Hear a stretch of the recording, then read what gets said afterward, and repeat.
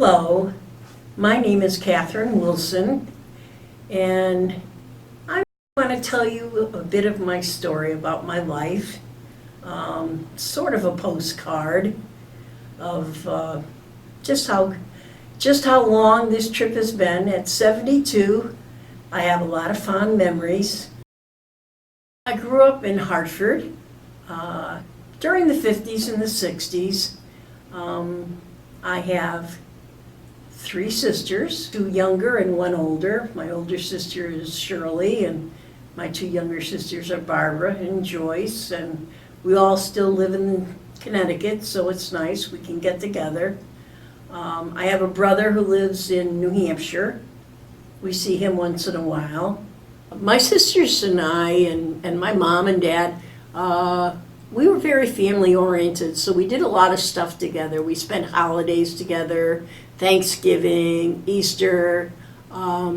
We traveled around with each other. I took a trip to Ireland with my sister Joyce and my sister Barbara. We traveled around a lot, but it was local. It wasn't anything like too far away.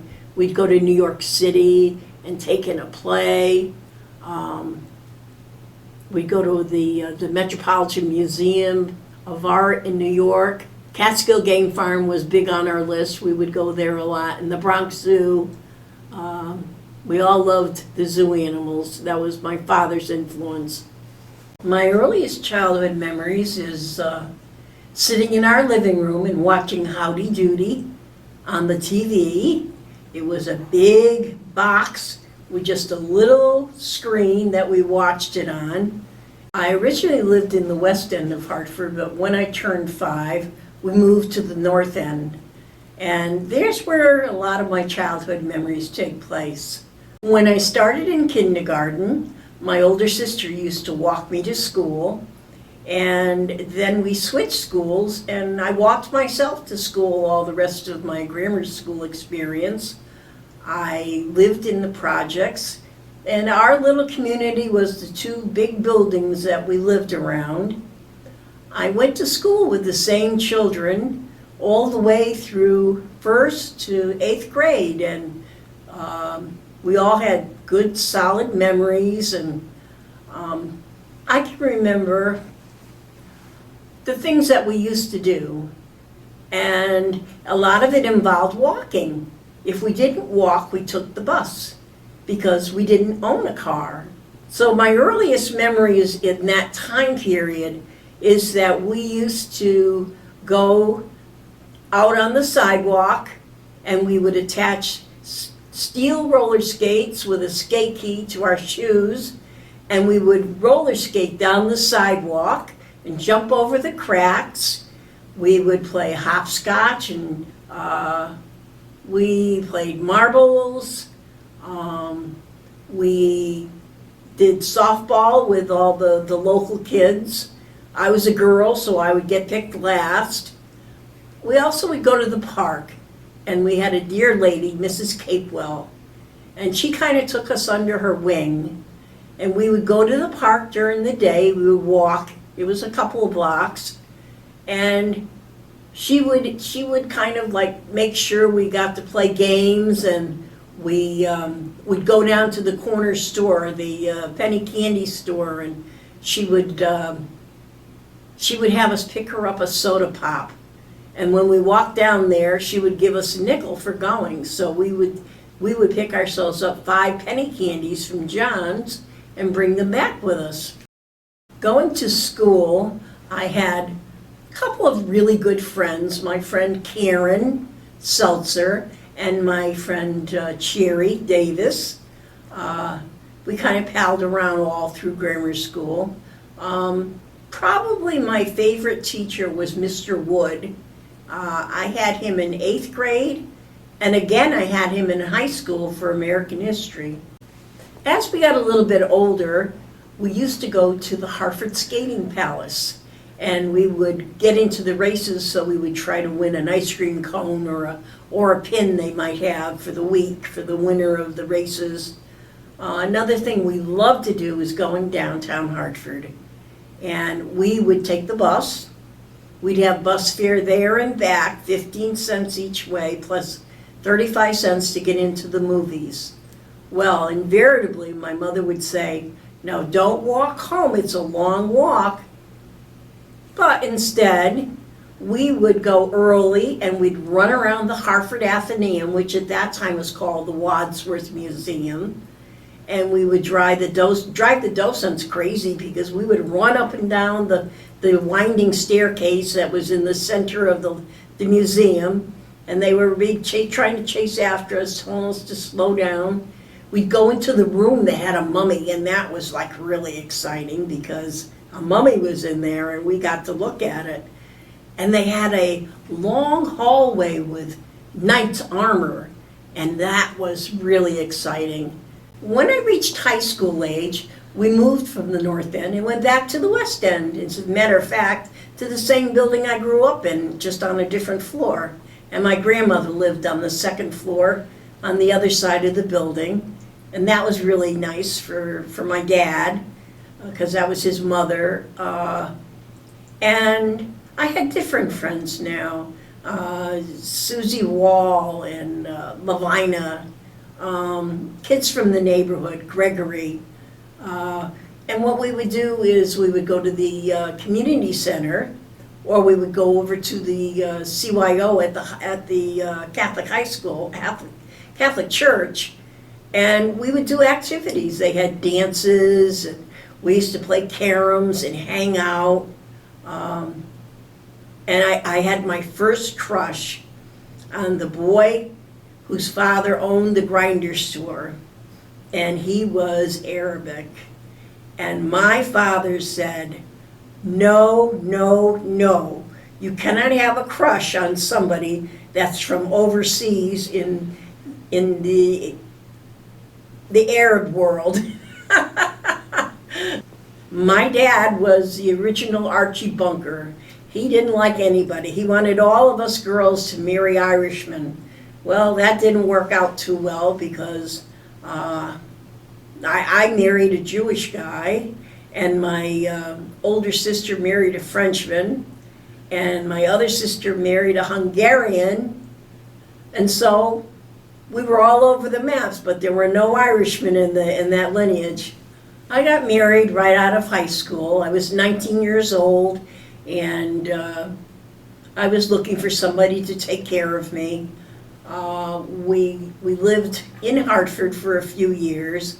I had my first child at Mount Sinai Hospital, which was Michael, and we moved to the suburbs when Michael was about 3, and I had just had my second son, Andrew. While my husband worked, I stayed home and I watched the kids, and I was at a stay-at-home mom. Everything from the cooking and Betty Crocker cookware. I had the whole housewife routine down pretty pat. My marriage to Mo lasted actually about 7 years.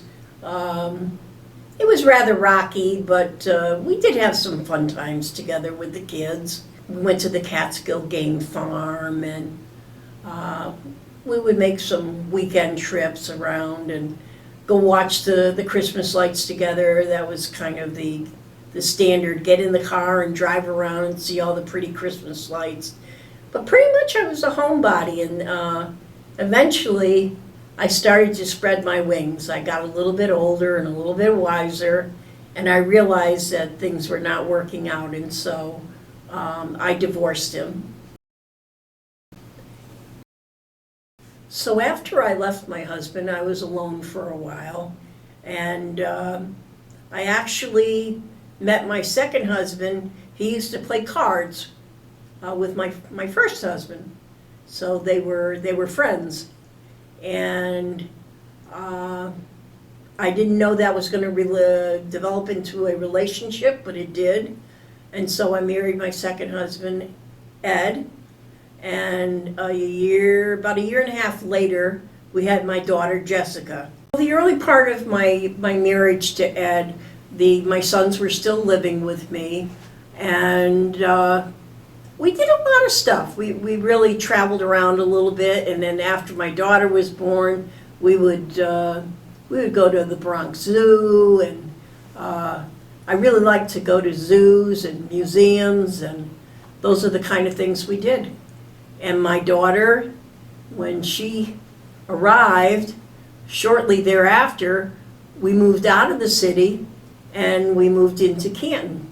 The boys went to live with their father, and then they came back to me. They were there for a while, and then they both decided to come back and live with me again.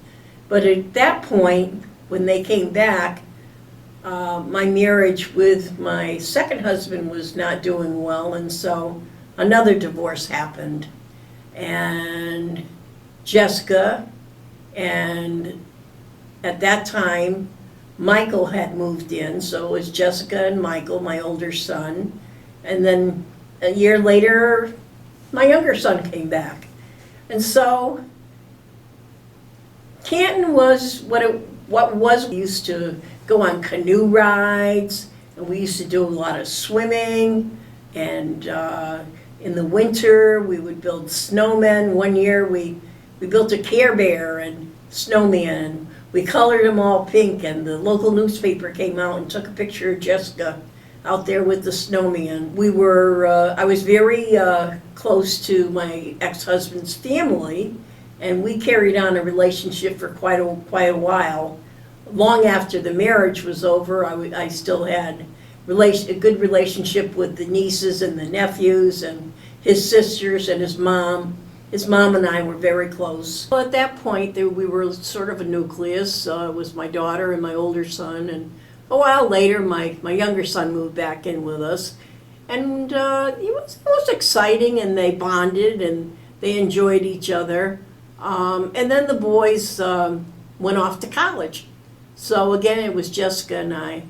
Jessica and I spent a lot of time in her young years together. I was 7 years with my first husband, Mo, and I was 6 years with my second husband, Ed. And then after that, I just decided that I didn't really make good decisions for myself about relationships, and I was very happy to be single, and I remained single until this very day. After I split up with my first husband, I started working. And it was not that easy because I really didn't have any work experience. So I went to Savage Jewelers downtown, and I talked Bernie Elovich, who was the manager, into hiring me as a salesperson. And I was doing that when I met my second husband. I stayed at the jewelry store for a couple of years, and I started my work career, which was quite eclectic. After Savitz, I found a job at Hartford National Bank, and I started as a clerk in one of the IT departments, doing input to the computer system regarding commercial loans. And I worked at the bank for about 4 or 5 years. I started as an input operator, worked my way up to doing adjustments, and from there I got into being the supervisor of a department. The saddest part of my life is when I lost my daughter 4 years ago to a tragic car accident. She left behind her 2 daughters, and she was a single mom. There was life before Jessica, and there was life after Jessica. It was never quite the same after we lost her. She was a star in my life, and her beautiful smile, and she led a big life. She led a short life, but she led a big life, and everybody loved her, and she was just such a sweetheart. Well, now that I'm retired, I left the bail bonds company and I retired. I reflect on some of the wonderful things that I used to like to do, and one of them was going to live rock band concerts, and I went to many of them. The most important, Mick Jagger's 40th birthday with Stevie Wonder as the opening act. And I even went to concerts, live concerts with my kids. All my life I've been an avid reader. I've always loved to read, and now that I'm retired, I can get to read a little bit more. But retirement didn't last long, because a year after I retired, I started working again. I started volunteering at the local elementary school. I joined an organization called Grandparent Foster Parent Program, and I've been doing that for 4 school years, and I absolutely love to do it. And the kids love me, and I love them, and every day I look forward to when I have to go into work. So I work Mondays, Wednesdays, and Fridays, take time off to recover on Tuesdays and Thursdays.